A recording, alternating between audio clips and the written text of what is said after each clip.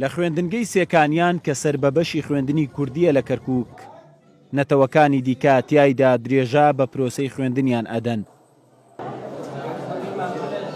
حوسێن لە قۆناغی شەشی سەرەتاییە، ئەو لە نەتەوەی عەرەبە، هەر لە سەرەتای خوێندنیەوە لێرە بووە.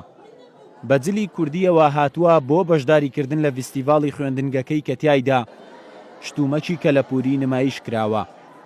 وێنەی یادگاری لەگەڵ هاوڕێ کوردەکانی دەسرکێنێت و سەرباری کەمی تەمەنی، بەڵام زیاتر لە بەشێکی سیاسیەکان تا مەزرۆیە بۆ پتەوکردنی پێکەوە ژیان لە شارەکە.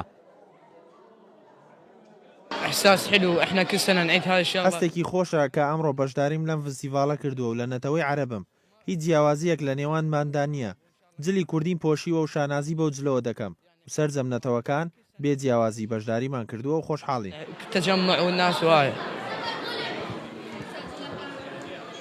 ئەمڕۆ خۆشحاڵ بووم لەبەر فەستیڤاڵەکە و زۆربەی زۆرمان جلی کوردیمان کردبووە بەرمان.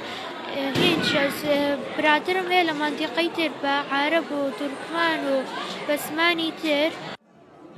هەر لەم فستیڤاڵە مامۆستایان باسییان لە چۆنێتی پرۆسەی خوێندنی نەتەوەکان کرد و سەبارەت بە چالاکیەکەیان ڕایان گەیاند. تەلەبەی عەرەب و تورکمانمان بۆ دیانی خۆم تەلەبم هەیە لە پۆلی یەک و تا ئێستا چووەتە دواناوەندی ئەوانش عەرەبن و خەڵکی نەک ئێرە خەڵکی جنوبی باغداشن بڵێن تورکمانمان هەیە.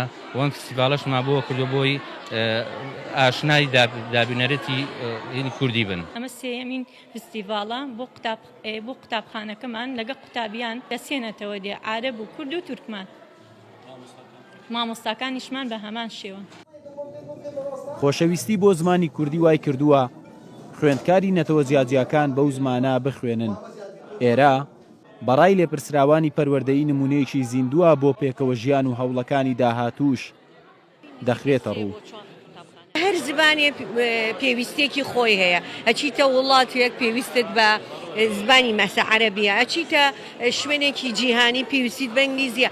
ئێستا لە کوردستانە نەتەوەی عەرەب پێویستی بە کوردیە.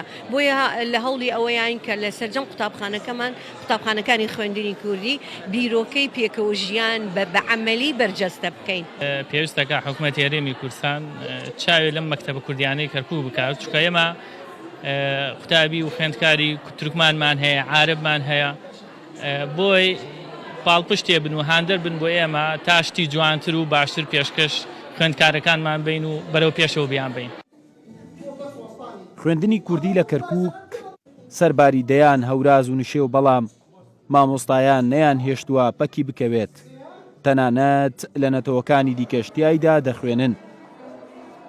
ئێرە هەر چوار پێک هاتەکەی لەخۆ گرتووە لە مامۆستا و خوێندکار. ئامانج لە ڕێکخستنی فستیڤاڵەکەش ئاشنایەتی زیاترە بە کللتوری نەتەوەی کورد. یوسف موڕاد، کەناڵی کەرکووک.